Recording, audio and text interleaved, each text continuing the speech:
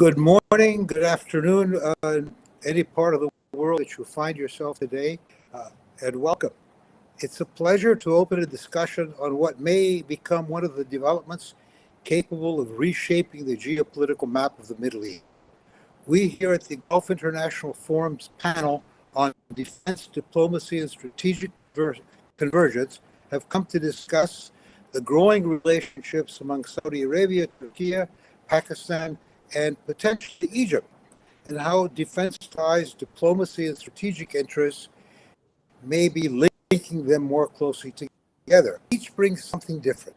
Saudi Arabia brings economic resources and increasingly sophisticated military capabilities.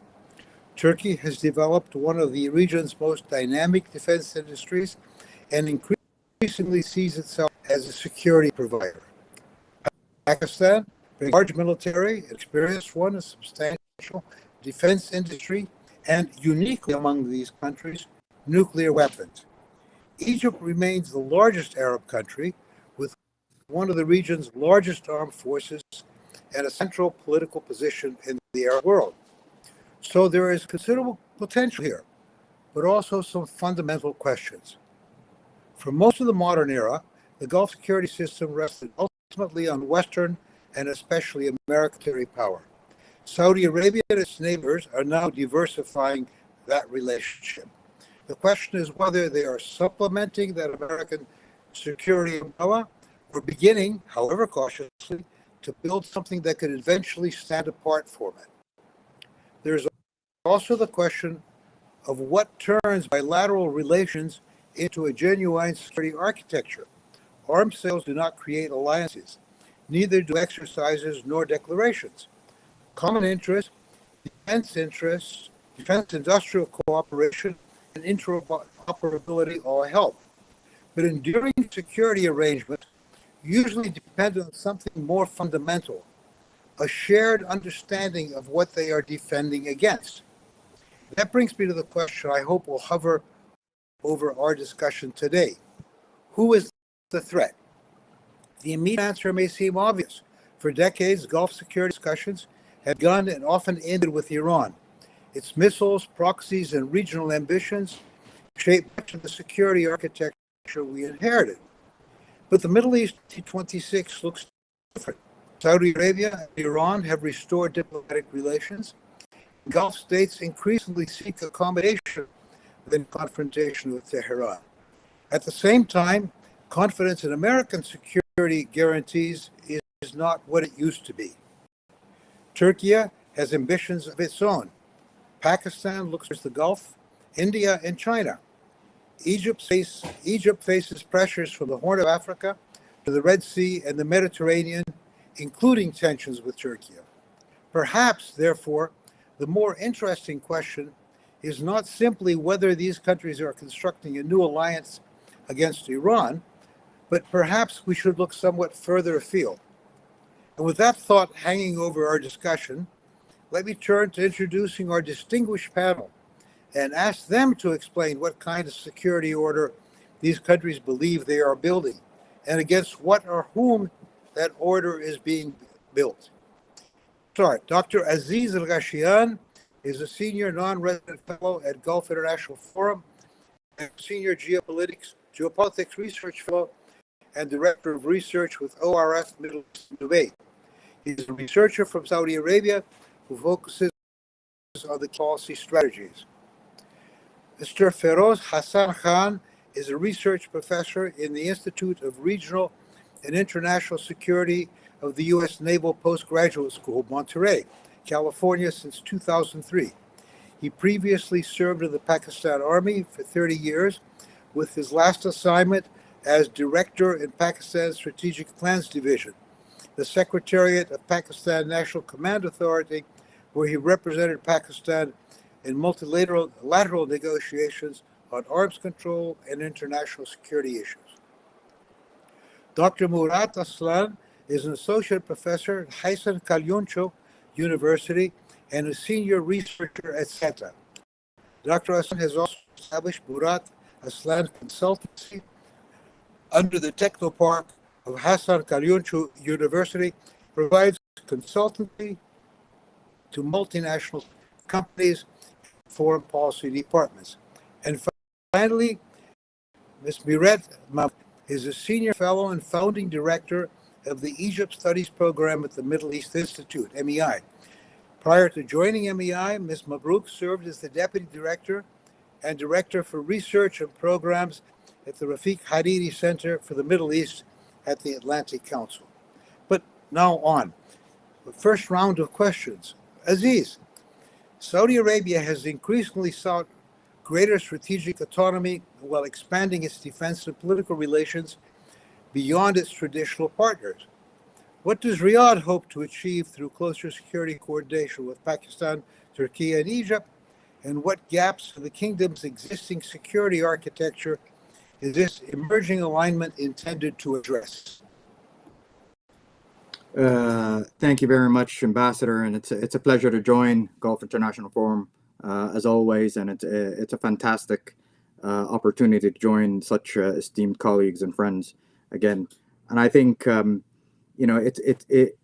is an important juncture. Really, firstly, I would like to say this: it's a significant development that has taken place. The reason why I believe I should preface my answer to your question with this is that I think there's a lot of naysayers, and I think there's a lot of doubters immediately,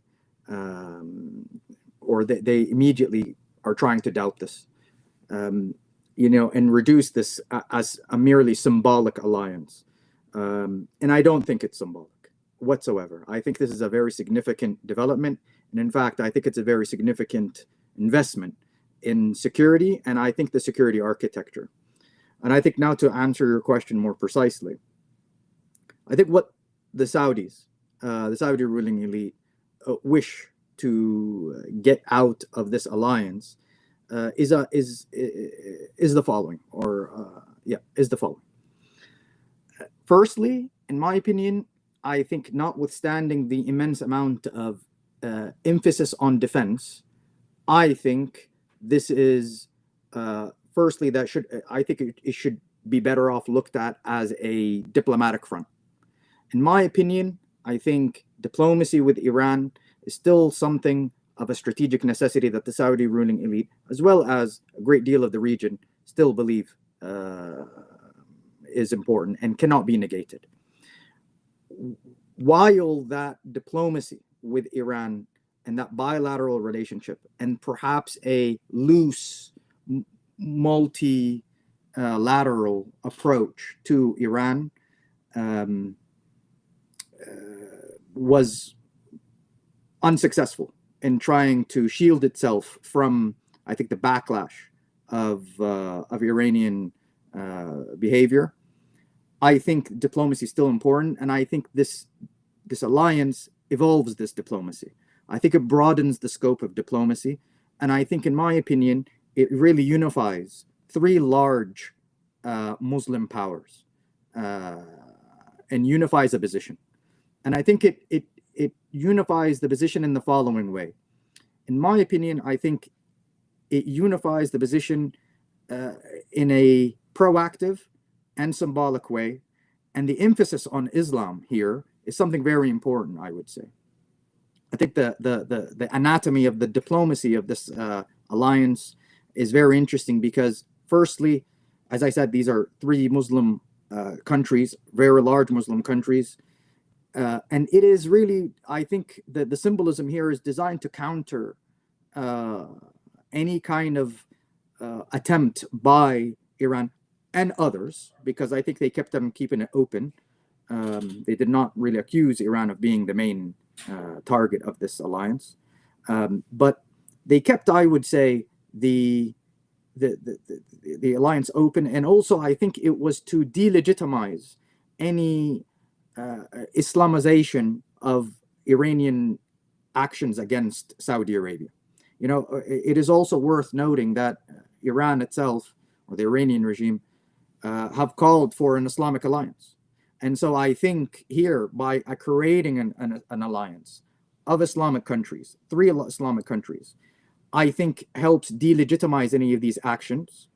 And I think it also speaks perhaps to the norms, the identity that Iran claims to have, and this, in my effect, in turn, should I would say put the brakes on escalation. Moreover, I think when it comes to the role of Pakistan, this, in my opinion, is very important because, and of course, while Dr.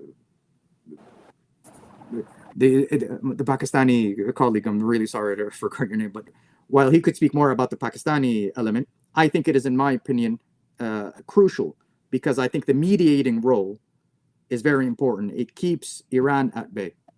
The other thing, in my opinion, is creating deterrence. And I think creating deterrence capacity is very, very important. And here, in my opinion, I think we have to begin to separate between non-state actors and state actors. I think while Saudi Arabia looks and chooses to instrumentalize this alliance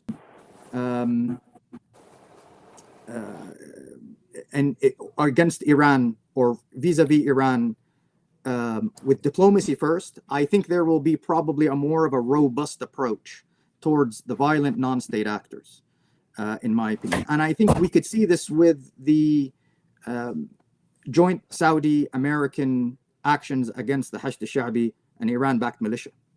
So, in my opinion, I think it is trying to create a defensive posture, trying to create a defensive presence in the region, and leverage, I would say, this alliance to make sure the vacuum is never filled or not filled by these militias. The last point I would say is that this is about deterrence capacity. And I think especially when it comes to Turkey, the Saudi-Turkish angle here, I think Saudi Arabia want a great deal of emphasis is about building the defense sector inside Saudi Arabia. And this defense sector, in my opinion, is kind of necessary to begin to indigenize a defense, indigenize deterrence that I think Saudi Arabia came to the realization of from the beginning of the war. So while I don't want to take too much time, I'll just leave it at there. But those are the things that I think are important, what Saudi Arabia wants to do. And it's Dr. Feroz. And I'm sorry, I forgot to mention the name. So forgive me, Dr. Feroz. There's no reason. Question I'd like we get on. I'd like to keep in the back of your mind, though, Aziz. By involving Egypt, I'm sorry, I meant to say Turkey. You're also bringing a country that has its troops. Yeah, you see, this is where the trilateral alliance could come in now. Alarms like this will immediately we will have Turkey and Pakistan to respond accordingly. So you're in good hands. You're in good hands, Ambassador. You're in good hands.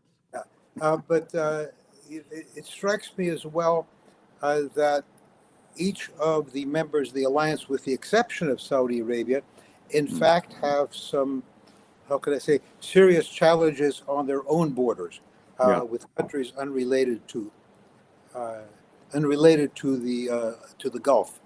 And if you maybe just very quickly address that. Well, in my opinion, I think for Saudi Arabia in particular, I would say this is also, what Saudi lacks, in other words. This is something that I think Saudi has a capacity issue. And I think if I understood the question properly, but I think Saudi Arabia has an issue with, I think, trying to combat all these different things at the same time. And this is really putting a strain on just the capacity of addressing all these issues. So this is, I think, what the alliance is there to help do. Because as you said, what is it in? Why? What does Saudi Arabia want from this? Yes, it has financial largesse, but this is decreasing. It needs to change. You just can't rely on deep pockets. So I think that's the answer to the question. Thank you. Feroz, what are Islamabad's security objectives from an alliance with two major powers in the Middle East in the middle of an ongoing war, which has engaged Saudi Arabia, though not Turkey? Well, first of all, thank you very much for inviting me. Well, for one thing, that it has to be taken into account that Pakistan's creation in of itself had certain parameters, and that continues to dominate Pakistani strategic thinking. And in a broader sense, Saudi Arabia is the center of Islamic world, and they very, very strongly believe in Pakistan, and that bilateral relation has been so strong. Similarly, Turkey-Pakistan relation has been bilaterally so strong. So, I mean, in the sense that it is a regional power, prestige and all. So, Pakistan has always become, the very foundation of the country was become with some kind of a pan-Islamic vision that even goes to the 100 years back, 1920s, and the foundation of the country, they always stood for this. For the Pakistanis, this has been something now. But immediately speaking as to why this is happening in the midst of the war, I think it's become very clear because Pakistan is in the middle of diplomacy, as we spoke, and we just heard everything that you introduced. I don't want to repeat that.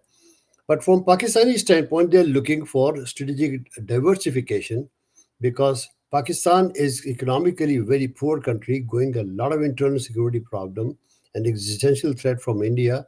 It's and country has multiple sorts of internal problems in the country as they're going. Externally, it is trying to reduce dependency on China and the United States, and it has significant interest in broadening the security partnerships, with the countries. If you go back, many of you may recall the 1974 Islamic Summit. The Pakistanis were wanting to project themselves less of a South Asian power and more of a Middle Eastern power. And as the structural Middle East is changing, your title says the new Middle East, the Pakistanis are finding space. In essence, because of the existential and constant threat of India, including a war that happened just last year, they are looking to increase the strategic costs of India at all costs. So that increases Pakistani strategic deterrence. With Turkey, it gets all sorts of diplomatic, military, defense, industrial support, strengthening Pakistani conventional capabilities. By the way, the Pakistani military has been in a constant state of war for the past 20 years, whether it was Afghanistan or the borders inside the countries. This is one of the most hardened military in constant combat, the manpower, and no dearth of manpower when it comes to any kind of cooperation in intangible terms. Saudi Arabia provides the political and economic weight that it does, And look, and the country's economy is so much dependent on the Gulf and oil. The role of Gulf security is critical to Pakistan for energy supplies, for remittances, for trade. This maritime route is Pakistan is right at the mouth of the Gulf. Everything comes right across into this whole game. And Pakistan is very conscious that it is the only Muslim nuclear power that got away with. And this is a very important point that I'm about to say, because what they are looking at is how the war had evolved. They're trying lessons from the wars that has happened. Leadership have been decapitated. Military installation, strategic capability, whether it was nuclear capability, has been crushed under the mountains. Missile capability have been diluted or tried to crush. They are all looking at all this, given what happened to them in 2025 with India. And they're closely looking at India-Israeli alliances as to how it is evolving. Now, given that what the discussion had happened, Iran happens to be Pakistan's immediate neighbor, and both Iran and Pakistan border area in Balochistan is under a lot of stress at the moment, separatist stress at the moment, the internal component part. The Afghanistan component part is again a terrible relation with Afghanistan and Pakistan. So Pakistan finds itself into a very, very like an island. Except for China, it finds itself in trouble relation with everyone. But Pakistani position has been very, very, very clear that they want to play a role. The Pakistanis have hated any friction between the Islamic world. They want to be in the forefront of everywhere where it happens. So in short, I could tell you immediately what the Pakistanis game is to bolster their conventional capability. And Turkey has helped a lot in that regard. Saudi Arabia has helped a lot throughout the history of Pakistan. It's economic security and Gulf stability. These are the three critical and immediate requirements of the Pakistanis. In the short term, going ahead, they will be really depending on the defense and industrial bases, intel cooperation, bilateral Turkey-Pakistan relations, bilateral US-Saudi-Pakistan relations, and now the trilateral ones, And they're hoping Egypt will come. Remember that these are, as you introduce, 4 very powerful Muslim countries, with each having attributes of a very different kind. Hopefully Egypt will join soon, So Yeah. in the Feroz? long run, I would say that the Pakistanis are looking for strategic diversification of, looking external security partnership beyond US and China, from which it has been dependent for a long time. If I could interrupt, just one very quick question, something that Pakistan is unique in that it is the only country in the Muslim world that has nuclear weapons, and also in that it is the only country in this newfound alliance that has nuclear weapons. And there's one other country that threatens that his relationship with the alliance is not the best, which also has nuclear weapons. Do you think this was a factor in bringing Pakistan into the alliance? I think it is a clear factor. It is clearly a factor, not necessarily because we can talk about what nuclear Pakistan can do in regard to the alliances, but at least a clear signal message of a deterrent nature actually is important, because it brings the strategic weight of nuclear weapons behind, even though the idea of a transfer of nuclear weapons may not be possible, providing extended deterrence. Say that requires very different things, whether you have the capability or doing so, the will to do so, because that's a very sovereign decision. Or if at a certain point of time going forward in the long run, Saudi Arabia and Turkey or Egypt, other countries, they decide to go indigenously to provide, well, that's a separate story. But so far, there is no public evidence that any such thing is into the making. However, a nuclear-armed Pakistan with technological ability, with scientists, with technicians, etc., possible gives tremendous amount of strategic weight to the country that is otherwise problems. It is acting like a middle power as the eastern fortress of the Islamic arc, if you will. That is how they see themselves, from Morocco to the eastern fortress from them. And they think that they are holding the eastern fortress of the Islamic arc, the pan-Islamic vision that they have. And to them, Iran is the only, given we talked about Iran, Pakistan borders Iran. And therefore, they think that their diplomatic role historically has been critically important in bringing about peace. Whether it was Iran-Iraq war, they were very proactively involved. They've been involved in the Palestinian issue. Any issue at the global level, nuclear weapons, disarmament issues have been involved. The Pakistanis have been at the forefront helping out every country to do so. So it is in the nature of the country to do these things. And I think, as our friend from Saudi Arabia, Dr. Aziz said, a Pakistani mediation role is critical in bringing about this peace.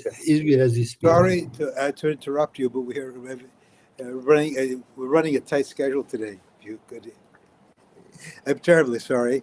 No, no. Murat, Turkey has rapidly expanded its defense industrial strategic relationships with Saudi Arabia and Pakistan. What does Ankara hope to gain from bringing these relationships into a broader security framework? And how does this fit into Turkey's ambition to become a more consequential player in the Middle East and in the Gulf? Thanks for the invitation, Mr. Ambassador. First of all, once you entrap yourself to defense industry in the frame of such an alliance, I think it will be a misleading discussion, because defense industry is just one leg, but there must be more. In this sense, what I value is the projection of a country on what to expect from an alliance, and think that there may be threats that motivates you. That's good. On the other hand, the existing status quo at the global and regional level is much more important, because we know that the global developments are really challenging, especially at this age and maybe in the coming decades. And that's why this structural shift is somehow builds ambiguity in the minds of state leaders. And exactly this is the case in the minds of Turkish, Saudi Arabia, and Pakistani leaderships. And in this sense, I believe we should take the Turkish stance in here, maybe related to the latest 3 decades. First of all, there was an alienation process towards Türkiye in Europe. I think that Türkiye was broken with many countries in the Middle East, and Caucasus was somewhere that a lot was ongoing regarding conflicts. And today, there's a transformation, and Türkiye started first normalization process, and today I call it as consolidation process. I think that Foreign Minister Fidan was in Libya and Egypt for the last 2 days and discussing what to do at the north of Africa. On the other hand, there's an ongoing peace process in Caucasus. Balkans is a bit complicated, but Turkey still continues to facilitation to promote peace. On the other hand, Middle East is something different. And in the Middle East, that Turkey is part of it, together with Caucasus and Balkans, and other than the Black Sea region, Marmara, Aegean Sea, and Eastern Mediterranean Sea, once you start staring at the developments, you are a prey. In this sense, the Turkish desire in participating in such an alliance is, first of all, to shape the ground and consolidate it afterwards. Another one is about the worst case scenarios. There's a very critical question that everybody must ask to themselves. Are we expecting a huge war in the coming decade? That's very important to answer, because at the current age, there are regional ones, either conventional or traditional, or with the threats or unconventionality, symmetric or asymmetric, regular or irregular, but that's for sure hybrid. In this sense, once you add non-state actors in the frame of proxies to state actors, well, we must expect more escalations in the coming period. That's why the worst case scenario dictates states to build security zones together with comfort zones. I mean, security and prosperity all together. And that's the answer of your question, I believe. Because once you focus on only security, but ignore prosperity, well, there's a missing in the alliance. So Turkey expects the unification of this security and prosperity zone in the region, and by that way you can be much more resilient. And that's for sure. There are emotional and also historical aspects of such a unity. Let me take Pakistan, for instance. Pakistan and Turkey has a long history of brotherhood. That's emotional. And think that it was the founding era, 1920s, of Turkish Republic. It was Indian Muslims, currently Pakistanis, Bangladeshis, and also the Muslims in India, collecting their money and sending it to save the, Anatolia.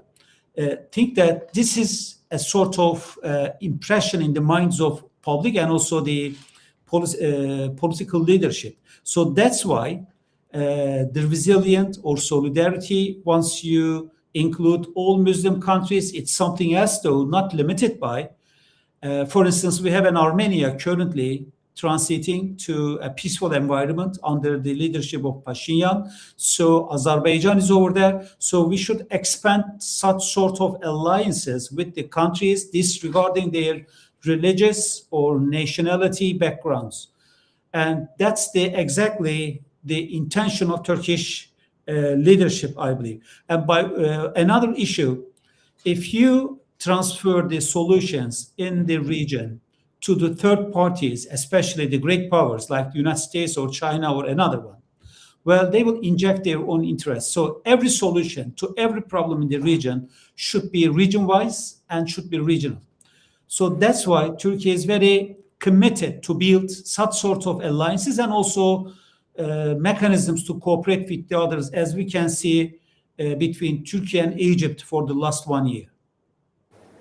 Thank you very much. I had a question for you, but you answered it before I asked it. It concerned prosperity in the neighborhood. If I proceed, Mirette, Egypt has traditionally viewed itself as the central pillar of the Arab regional order. As the Middle East undergoes significant strategic realignment, how does Cairo view its role and deeper coordination with Saudi Arabia, Turkey, and Pakistan, particularly on issues such as de-escalation, and managing regional crises? Well, first of all, thank you so much for having me on today. It's a little difficult following everyone else because everyone has made massively salient points, and I have to come up with something equally salient. But it does put me in a good position of being able to refer to many of the excellent comments. So it's not so much that Egypt has viewed itself as a pillar of regional stability. I mean, it actually is a pillar of regional stability, and that comes down to a lot of things. Its population, its geostrategic relationships, its size, its military, its position. However, the world has changed. The region has changed, and I think Egypt is extremely aware of this. Okay, it's been a while now since Egypt has not been the biggest fish in this pond. All right? There are a lot of fish coming up. The Gulf nations have really come into their own diplomatically, militarily, but diplomatically, I think is the most interesting way because you find some of these nations, exerting diplomatic strength possibly beyond their size, and I think it's quite remarkable, but that has been the case for some time, and I think Egypt is very aware of this. All right, and really, what that means is it is essential that you have some sort of harmony and some sort of coordination between all of these nations. As Dr. Aslan pointed out, the alliances are important, and I think Egypt is very aware of this. Right? Egypt will always have a role to play as a mediator. Like I said, its geostrategic and diplomatic relationships are excellent, and it often places them front and center. I think placing them front and center does occasionally come at a cost for other things. During the beginning of the Iraq War, I think there was Egypt took a lot of flack for not being more militarily involved. But the truth is, Egypt did actually respond to the Gulf nations and actually sent, I believe it was planes and pilots all in a defensive mode to the Gulf in the first week. Now, it chose to keep that quiet because of its role as a mediator. I personally don't think that was the best approach because Pakistan did the same thing. Pakistan was involved in the mediation, and Pakistan did say that it sent planes. And I am a huge fan of the speak softly and carry a big stick approach, and I think it worked out just fine for Pakistan. But anyway, that's how Egypt chose to go. So I think the region has seen, well, not just the region, the world, but we are talking about this region, has seen a huge upheaval. And I think people are perhaps scrambling to find their places. But what is very, very clear is that unilateral action or even bilateral action is not going to produce the desired results in terms of security or economic prosperity. So I think the region has changed. Egypt is aware that the region has changed and is, struggling to keep its position, and I think doing quite well. But as we pointed out, it really now is about alliances rather than any country attempting to pick up and carry on its own.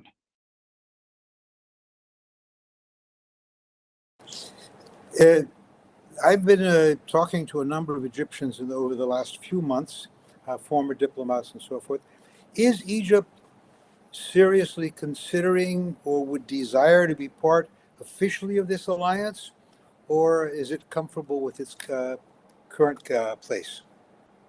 So, not to pour water on anyone, but no, I do not think that Egypt will be joining an axis of this kind for fairly specific reasons. It has to do with Egypt's policy. Egypt, generally speaking, does not send its troops abroad under the command of others unless there is a specific charter. Right?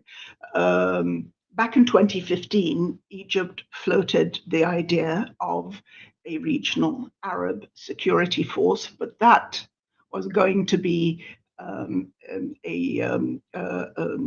force under the Arab League, okay, with a charter in place, with criteria for what constituted defense, what constituted aggression, who was going to be in command, where it was going to be based.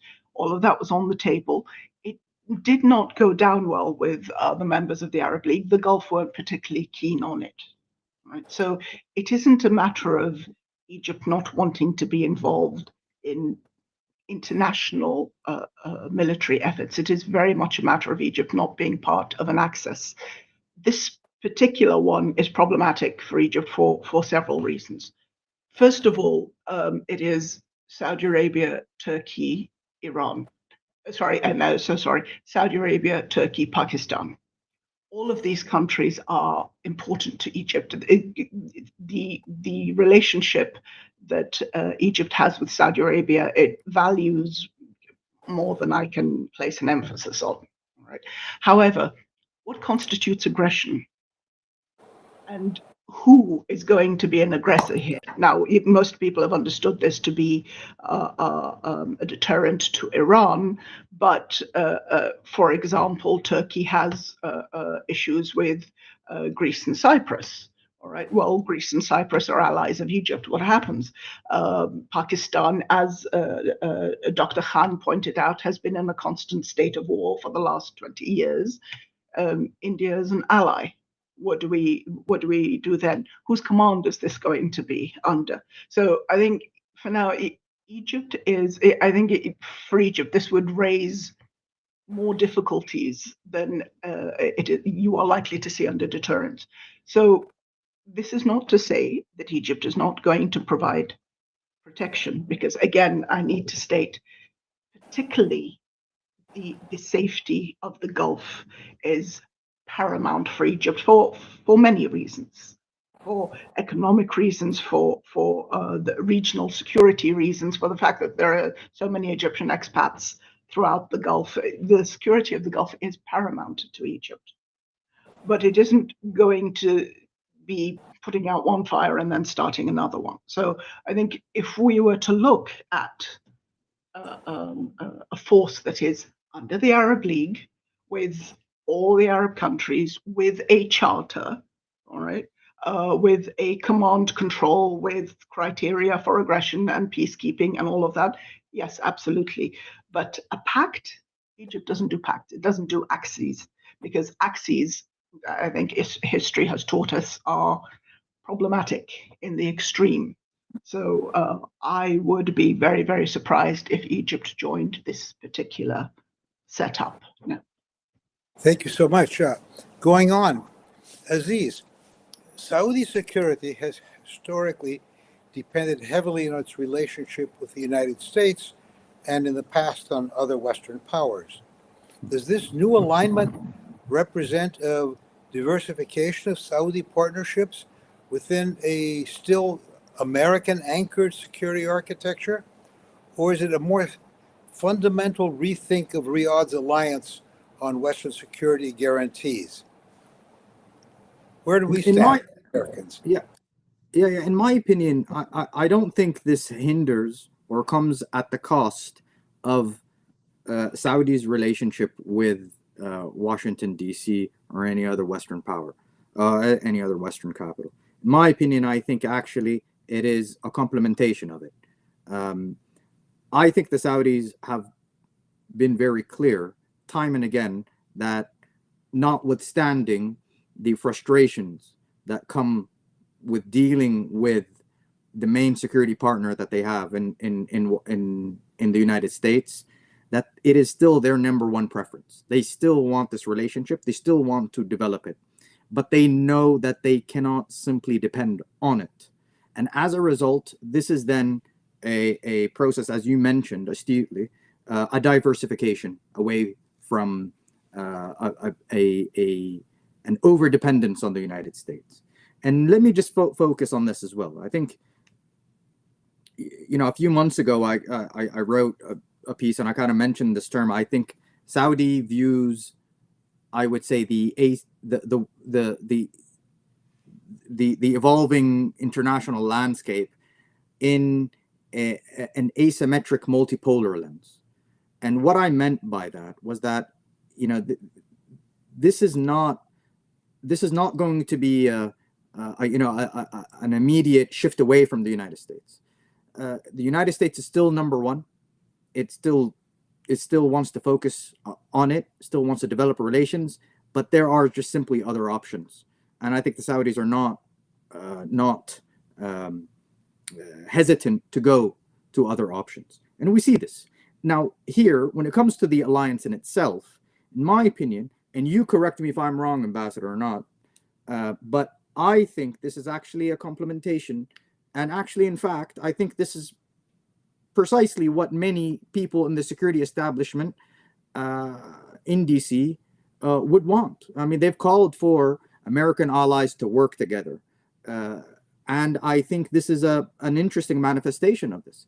Now, one of the terms I would say prior was regional security architecture.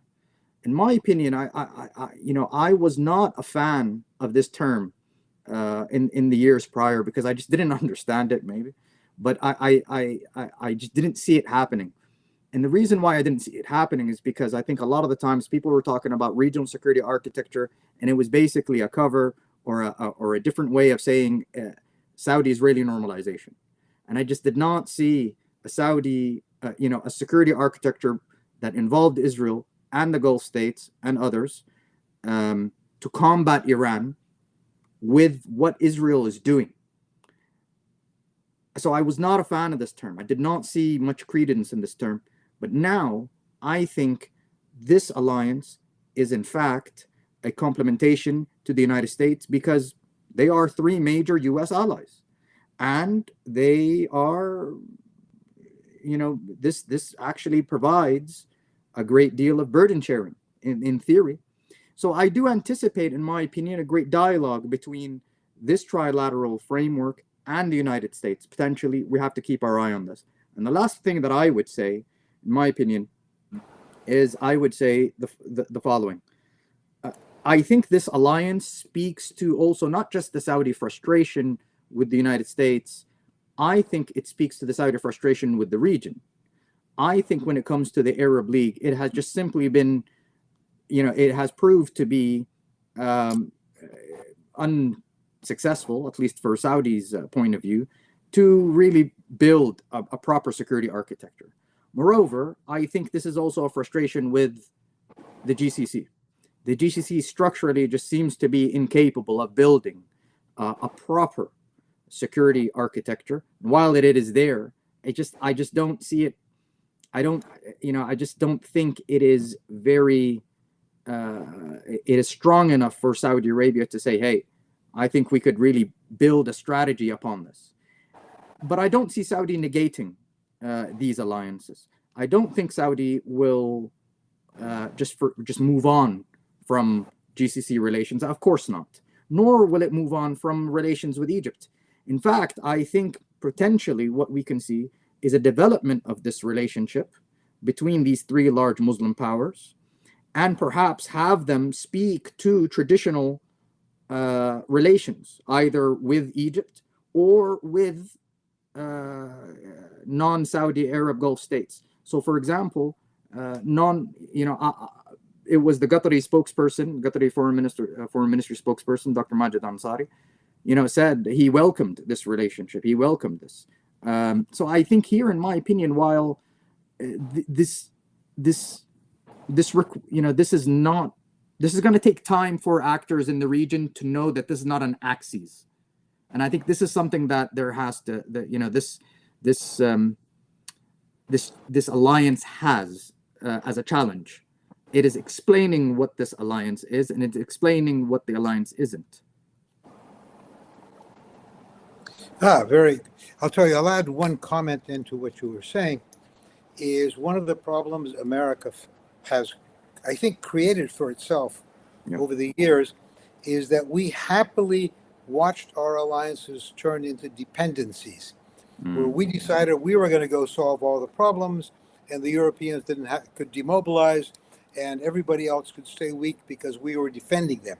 And I think this has caused us an inordinate number of problems since then. Feroz, along the same lines, how does Pakistan view regional security in the, if we must say, the military sense?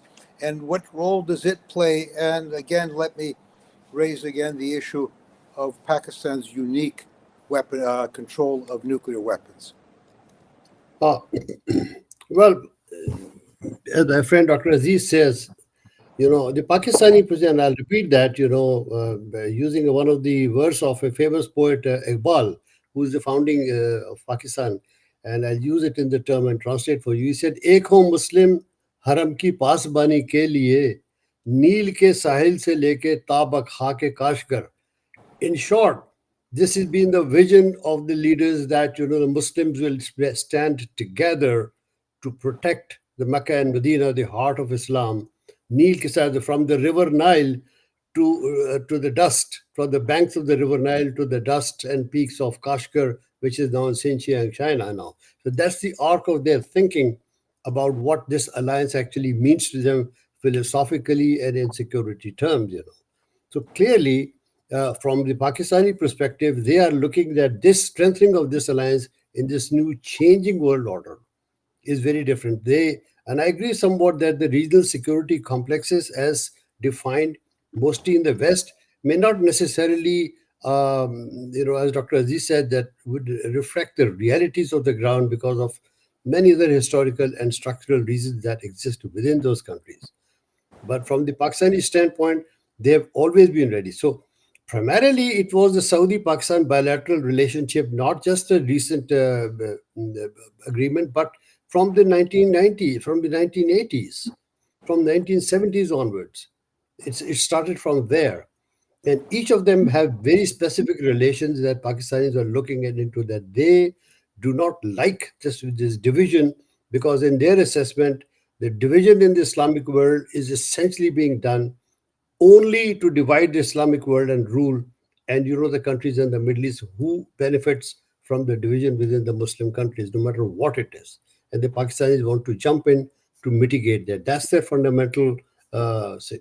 So what it can bring as terms of the militarily, like I was mentioning earlier on, that it not only strengthen Pakistan's own position with this rapidly changing environment, the Pakistanis are in a position to provide manpower. They can provide the technological assistance because they have a lot of what I call soft power in terms of technologically savvy people. I mean, they could make nuclear weapons, they can make, they have missile industry, but they don't have the money, they don't have the resources.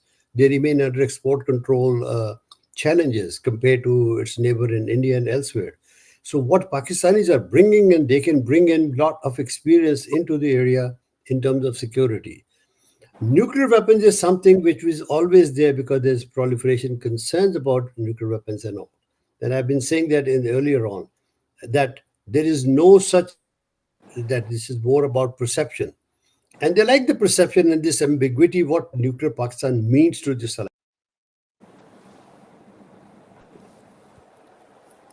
Hello, Feroz. For some reason, the picture froze. The country relationship with the United States.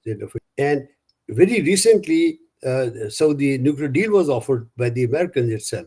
Pakistan is a major non-NATO ally of the US. So nothing that is happening within this region will be happening without the knowledge of the United States in some sense. So Pakistan brings a lot on the table, not diplomatically, politically, but militarily as well, and benefits a great deal itself. Thank you very much. Murat, Turkey brings something distinctive to this grouping through its rapidly expanding defense industry. Can defense industrial cooperation on the variety of weaponry, drones, missiles, air defense, etc., become the practical foundation that turns political alignment into a lasting strategic cooperation? Or are we overemphasizing that role for Turkey? Actually, not overemphasizing, but it's the actual situation because Turkey is at the brink of manufacturing sixth-generation aircrafts maybe equivalent to F-22, Khan aircrafts, tanks, air defense systems equivalent to Patriots.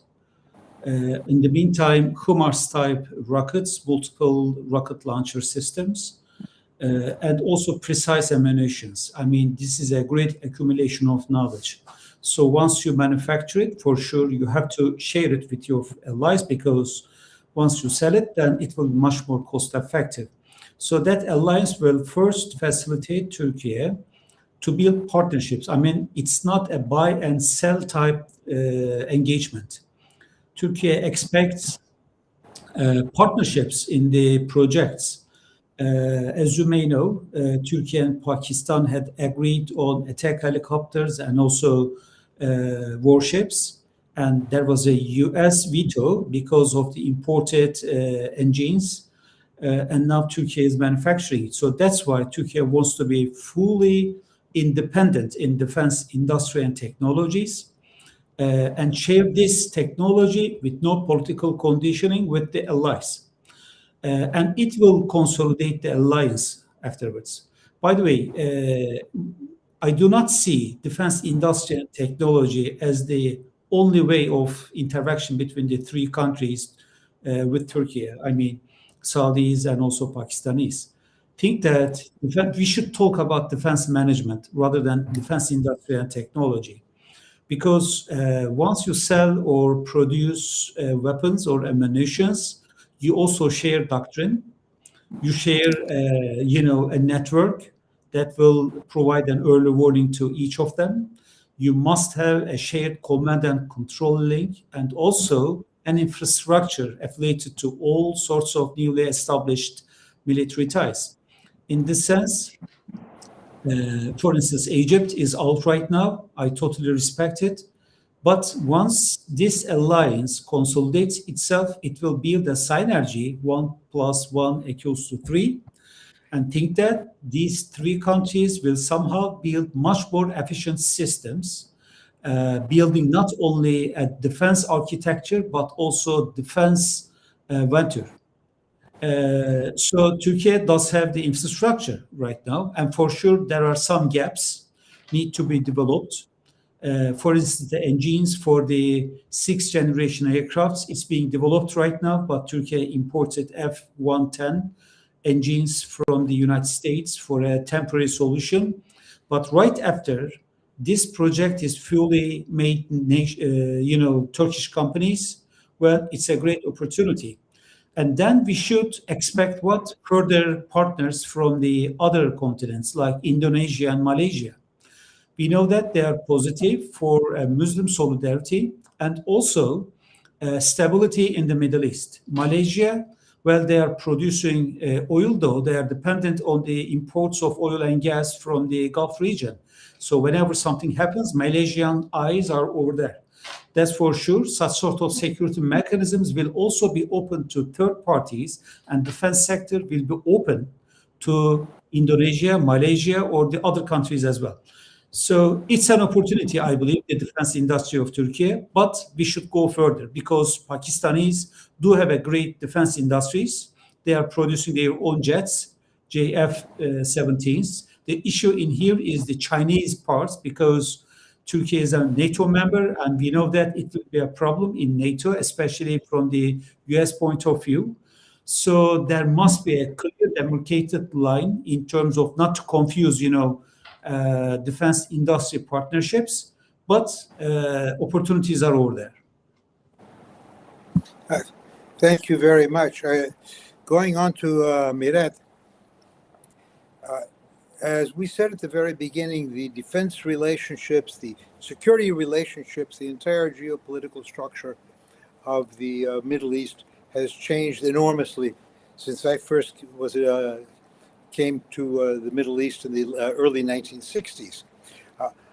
How does Egypt see the further development of geopolitical relationships in the area? And where does it see its role? It once was the dominant Arab state, and today it is much more closer to first among equals. How does Egypt see its role in the structure of the Middle East and more particularly the Arab states in the near future? All right. So I think you're quite right that it has changed since the 60s, but honestly, it's changed remarkably over the last 15 to 20 years. It is a very, very different landscape. I would agree with the first among equals. And I think Egypt hasn't been around for almost 7,000 years without being pragmatic. I think it understands this very, very well. And again, I think the emphasis here is on alliances. For what it's worth, I want to pick up on a couple of things that my colleagues have said. I personally am a huge proponent of defense alliances. I think it's important. I think this particular alliance that we're, well, in fact, that we're speaking about now, I think is important, not, I mean, beyond the immediate, in that I do think that there is a necessity to place something on the table that is a deterrent perhaps to the West doing whatever the heck it wants and everybody else just sucking it up. All right. I don't really work on the Gulf, and I'm not a member of the Gulf, so I'm going to be, I don't want to be speaking for anyone, but if I were a Gulf nation, I would be quite upset at how the Gulf War, sorry, not the Gulf War, this latest conflict with Iran has unfolded, because of course the Gulf was first in the line of fire, much more so than any other country, any other region. The Gulf was there first, and it was perhaps not a fight that they would have picked, but they were in it. So I'm a huge proponent of alternatives, if you like. This does not mean, as Dr. Alghashian pointed out, that the United States is suddenly going to remain to become irrelevant. Far from it. The United States is still very much cock of the hoop here. Having said that, the alternatives are important. Egypt recognizes that these alternatives are important. Egypt recognizes the importance of these alliances, and personally, where I see very clearly things heading are going to be groupings where you have Saudi Arabia, you have Turkey, you have Pakistan, you have Egypt, you have Qatar. I don't know where Kuwait is going to fall in this.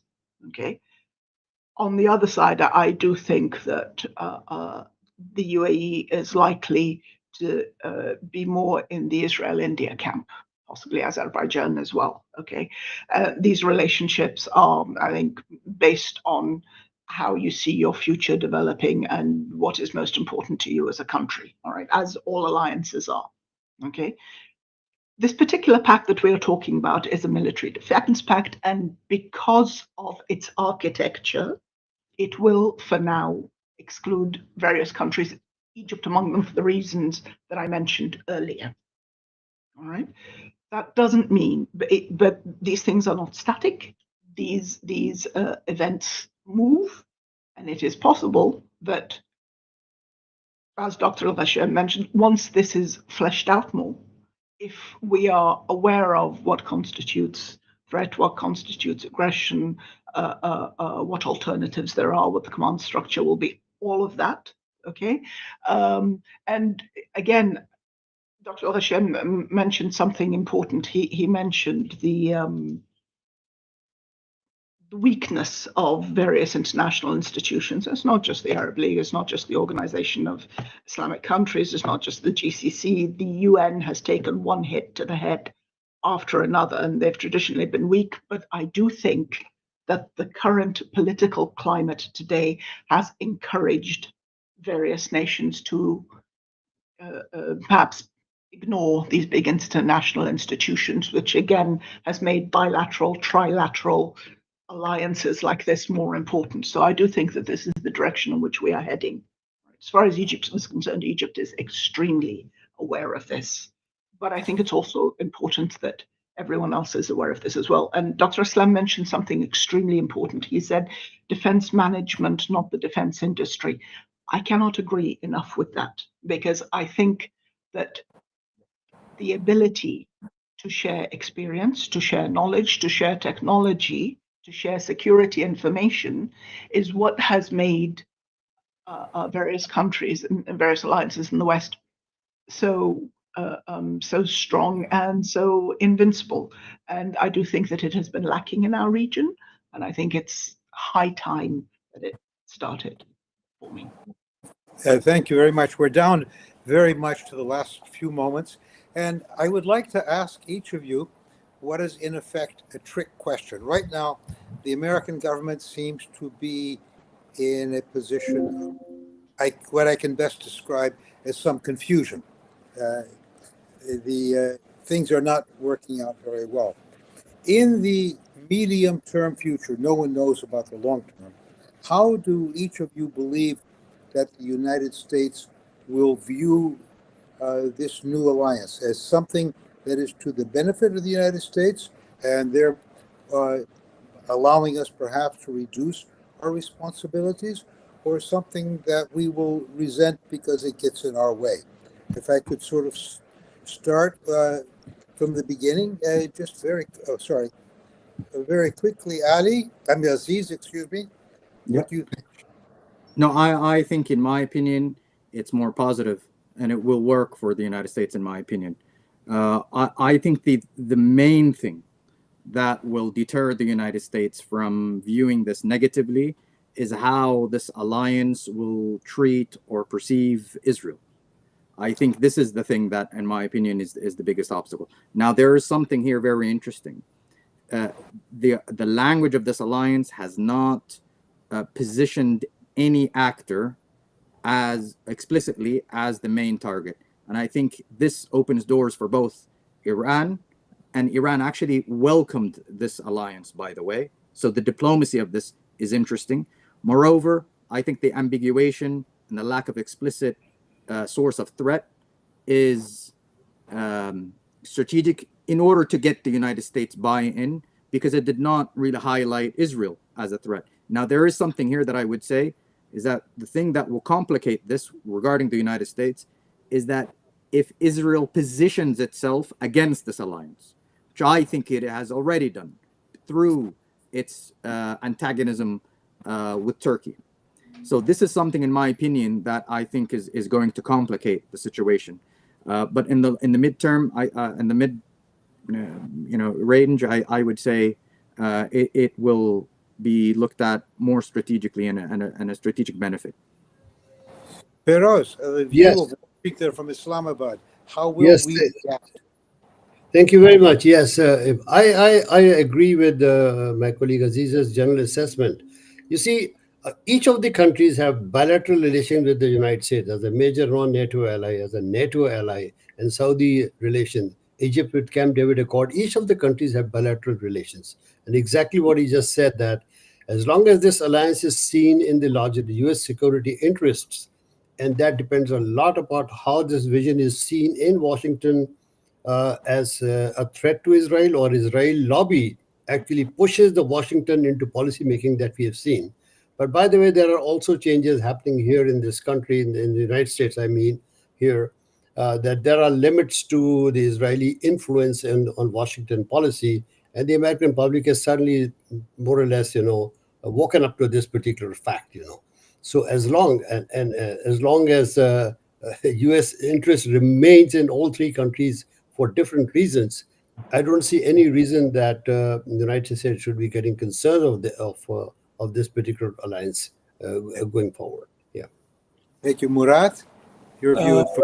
I remember the days of the Cold War. I'm old enough to remember these days. There was a policy, containment policy. So remember the circles of alliances encircling the Soviet Union then. And today we have a similar establishment. And I think there's a sort of consistency addressing the US security needs in the region. What is that? US is heavily proposing the Europeans to have the burden sharing, more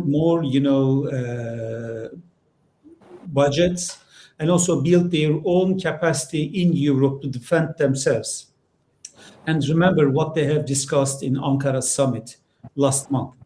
So the same thing happens right now in the Middle East. I mean, the Middle Eastern countries, leading countries are three, that's correct, but it will expand, I believe, starting from maybe Qatar, I don't know, maybe Kuwait. We are expecting Egypt as Turks. On the other hand, we should be open to the other countries as well, and think that this alliance is to have a self-confident, resilient alliance directly addressing the concerns of the Middle East. So that's exactly what the US is demanding from the Europeans. On the other hand, there is a great resistance from the region, especially because of the Israelis, Greeks, Greek Cypriots, and also Indians, and they will start lobbying efforts in the United States. On the other hand, we must be aware of one thing. This alliance is over there not to, offend, but defend. There are four types, in my opinion, defense alliance motivations: silence, passive defense, active defense, and aggression. So the limit of this alliance is between active defense and passive defense. Aggression is in the case of threat directly attacking you. In this sense, Israelis or Greeks or Greek Cypriots should not be afraid of such sort of alliance, because if they don't attack, this treaty will not be activated. So the US, I believe, will be happy for this, and the first reactions from Washington, D.C. are positive.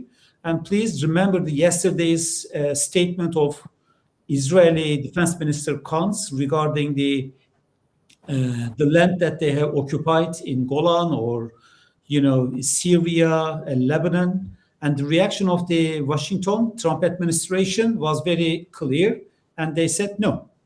In this sense, the current mood of time is favoring such sort of an alliance in the eyes of the United States, I believe. And Mirette, finally wrapping things up, Mirette. I agree. I mean, I agree with my colleagues in the sense that how the US will view this will depend directly on how they think it's going to impact Israel. I do think that that's going to be the major criteria here. Other than that, I think there is, with respect, I think there is a difference in between the United States asking Europe to beef up their defense capacities. That had mostly to do with the fact that, as you'll know, that the US felt it was spending too much on NATO and that other people weren't spending enough. It's a slightly different attitude. So I'm not sure that it's going to be welcomed with quite the alacrity that people think this current pact that we are discussing. But I do think that the big thing here is how it impacts Israel. That's really what we're looking at. So until something happens, they're not going to say much of anything. Well, thank you all very much. That has been a fascinating discussion. And I'm looking forward to see how this thing all turns out in the long run. Thank you very much. Thank you so much. Thank you.